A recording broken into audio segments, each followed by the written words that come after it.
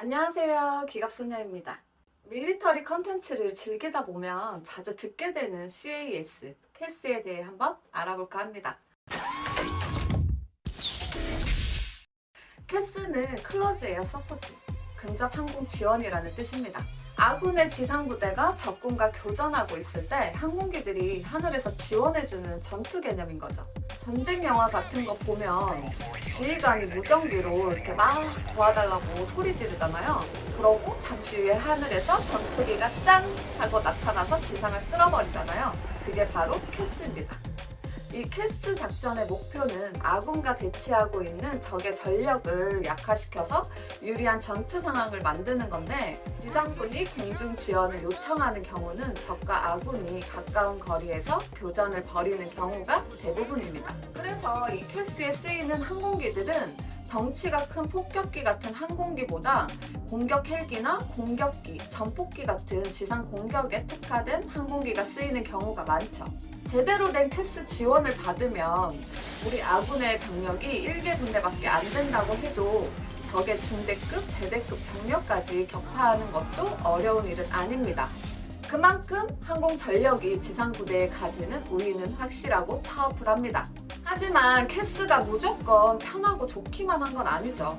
급박한 상황에서 항공 지원을 불러도 전장까지 항공기가 오는 데는 아무래도 시간이 걸릴 수밖에 없습니다. 물론 미국 같은 나라는 B-1 랭서 폭격기를 굉장히 가까운 하늘에 대기시켜 놓고 있다가 항공 지원 요청이 들어오면 제2단 폭탄을 제깍제깍 쏴주는 초호합한 캐스를 하기도 합니다.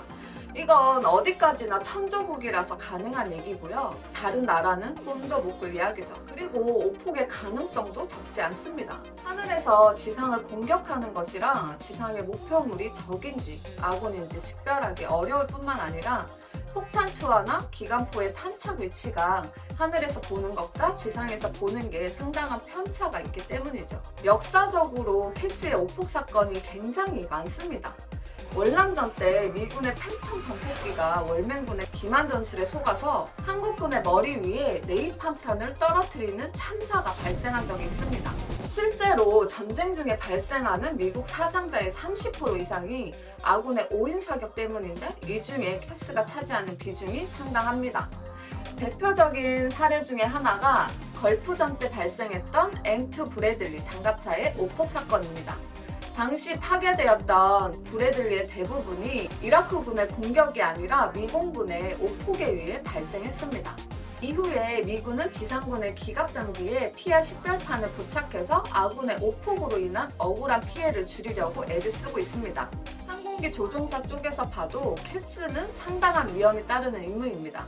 지상군의 지휘관이 캐스의 운용 경험이 없어서 항공기가 수행하기 힘든 요구를 하는 경우가 많고, 이를 맞춰주려고 고도를 낮추거나 속도를 줄이다 보면 적의 대공포나 맨패즈 미사일의 공격을 받게 되거든요. 그래서 캐스를 전문적으로 지휘하는 요원들이 따로 있죠. 항공기를 전문적으로 유도 및 통제하는 전술항공 통제반, TACP나 흔히 제이텍이라고 많이 부르는 항공기와 직접 교신해서 항공기를 유도하고 통제하는 합동 최종 공격 통제관이 바로 그들입니다. 보통 제이텍 요원들은 공군 출신으로 군에 파견 나와 있는 형태로 임무를 수행하는 경우가 많은데요. 공군 출신이기 때문에 항공기 운용과 전술에 대해 잘 알고 있고, 육군과 함께 움직이기 때문에 지상의 상황을 잘 알고 있어서 항공기의 공중 공격을 효과적으로 이끌 수 있는 거죠. 항공기의 근접 지원이 잘 발달되어 있는 미군에서는 제이텍 요원들의 역할을 굉장히 중요하게 여기고, 이에 걸맞는 훈련을 많이 시키고 있습니다. 우리 군은 육군에서는 특전사가 제이텍 훈련을 전담하고 있고, 공군에서는 공군 항공지원작전단을 육군에 배속시켜서 캐스 임무를 수행하고 있습니다. 지상군을 근접 지원하기 위한 전술항공 통제의 역사는 2차 대전 무렵까지 거슬러 올라갑니다. 2차 대전 직전에 발발했던 스페인 내전에서 독일 공군은 항공기를 통한 효과적인 지상 공격을 위해 공군 장교를 육군에 파견했는데, 이게 전방항공 통제관의 시초가 되죠. 미군 역시 2차 대전 때 독일의 티거 전차가 나타나면 무조건 항공 지원을 요청한다는 말이 나올 정도로 근접 항공 지원이 큰 도움을 많이 받았습니다. 미국과 러시아 같은 경우는 전문적으로 근접 지원을 하기 위해 만들어진 항공기가 따로 있는데요.